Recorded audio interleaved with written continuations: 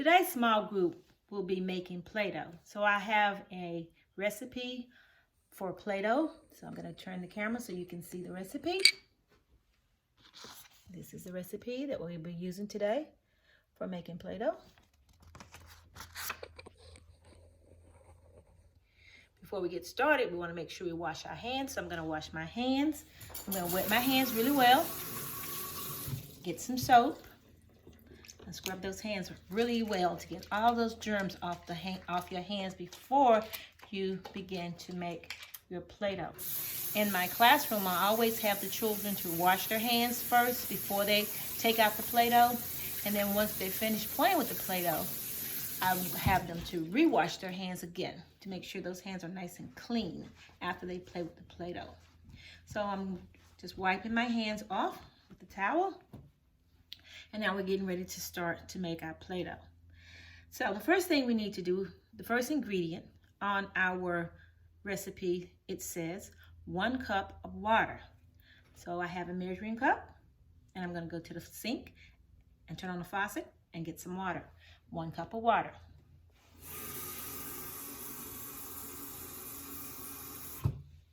So I have my 1 cup of water. So I'm going to take my 1 cup of water and I am going to put it into the bowl. I have a mixing bowl here with 1 cup of water. And before we move on, let's take a look at this measuring cup. 1 cup is right here. So you want to measure 1 cup of water up to this line on your measuring cup. Then it says you need 3 cups of flour. I have some flour here. You can use any type of flour. Store brand flour works just as well. So I'm going to pour out some flour. Or you can scoop the flour, whichever way you like to do it. You can take a scoop and scoop your flour out. You can take a spoon and scoop your flour out and put it into the bowl. But I'm going to measure 3 cups of flour. So that's 1 cup right there. And I'm going to add that to my water. Then I'm going to put in 2 more cups. That was 1, so let's do 2 more. 2 more. So that will be 2. And I'm going to do 1 more to get that 3 cups of flour. Make sure we have 3 cups of flour. Now this recipe, I've made Play-Doh before and I have not used this much flour. But this particular recipe is probably a recipe for a big class. So if you're making the Play-Doh, when you make the Play-Doh at home, rather, you may want to half the recipe, not make as much. But I'll let you parents decide on how you want to make the recipe. So when you making the Play-Doh, have your children pour the flour into the bowl, pour the water into the bowl. Then it asks for 1½ teaspoons of salt. Now I'm just going to use this recipe that they gave us to use because I want everything to come out correctly. So I'm going to put in 1½ I have a measuring spoon, 1½ cups, oh not cups, I'm sorry, 1½ teaspoons of salt. That was 1 teaspoon. And then I'm going to get the half, which is right here, and put in a half. So it's 1½ teaspoons of salt. Then it says 1/4 cup of oil. So any type of oil. I'm using this oil today. So 1/4 cup of oil. Once again, I get my measuring cup and I'll look for the 1/4, and it's right here. So I'm going to fill my cup to the 1/4 line, which is right about there. So I'm going to stop right there. And I'm going to put my oil away, and then I'm going to pour my oil into my other ingredients into my bowl. So I'm pouring everything together. So in a large bowl, combine ingredients and mix with a spoon. So I like to mix with a wooden spoon, but you can use any type of spoon. But I just prefer wooden spoons when I'm using ingredients in the kitchen. So I'm gonna mix this up. I'm gonna mix, mix, mix, mix, mix. You got to mix, mix, mix, mix, mix. You see, I'm mixing. And you can have your children or your child mix the flour, the water, the salt, and the oil together. So you want to mix that with a spoon. Continue to mix it, incorporating or making sure that all that flour gets into that mixture. And just mix and mix and mix and mix. And once you have it mixed well, I like to take it out of the bowl, or maybe not take it out of the bowl. You can either take it out of the bowl or you can leave it in the bowl and do what is called kneading the dough. I like to press that dough down and knead the dough. When we made this in the classroom, the children had a lot of fun pressing the dough and kneading the dough.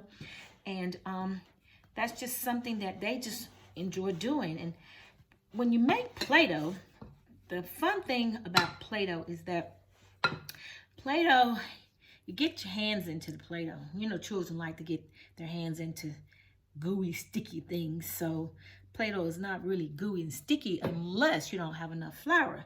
And when you don't have enough flour, you need to add more flour to make it so it won't be so gooey and so sticky. So when they are forming shapes, or they're using the cookie cutters to cut out the Play-Doh, or they're making letters with Play-Doh, that they will not have that sticky mess all over their hands. Okay, so we got that. We mix it. See, I'm mixing with my hands now. I'm just gonna mix it with my hands and just mix it up really well. And see, I have a big ball of Play-Doh now, a big ball of dough. And we just continue to mix and knead all that flour, getting that flour all into that mixture that we have combined together. Just want to keep mixing that and getting it all mixed up. Now, I have mixed this, I think, enough. And here I have a big ball. We're talking about balls.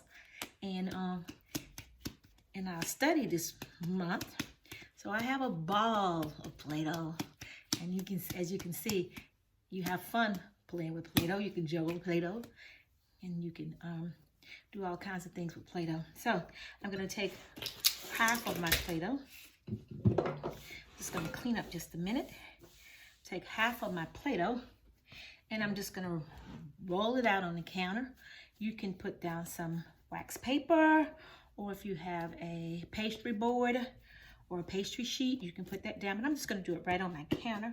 I'm just going to mash it out using my hands to flatten out that Play-Doh. Just use your hands to flatten it out, or you can use a rolling pin. I let the children use rolling pins in the classroom. If you don't have a rolling pin, you can get some type of container. Let's see. I have a jar. I have a jar in my cabinet. So I just grab the jar, and I'll just use the jar to roll that Play-Doh. I'm just using that jar to roll the Play-Doh out. Just roll it just a little bit.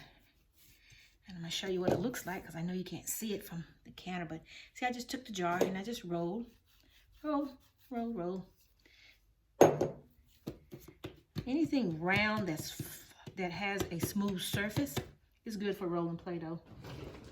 In the classroom, I let the children use blocks, the tubular blocks, to roll Play-Doh.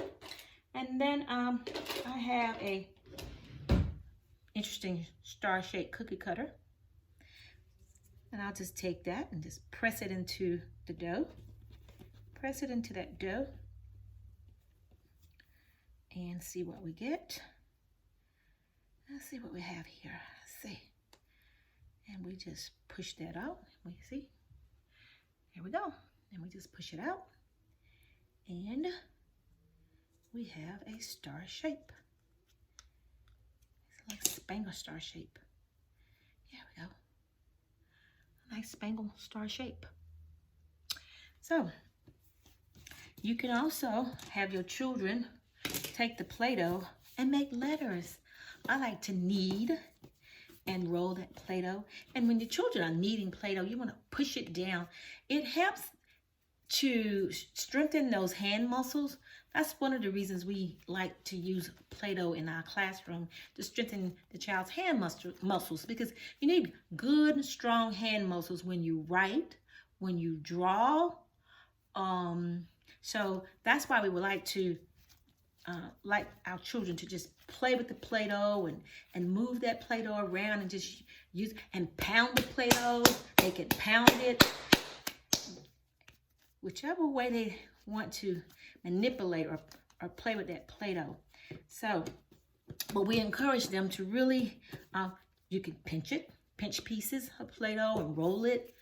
You know, working those fingers, those fine motor skills, those muscles in those hands, whichever way they can work those muscles in the hand, that's what we encourage children to do.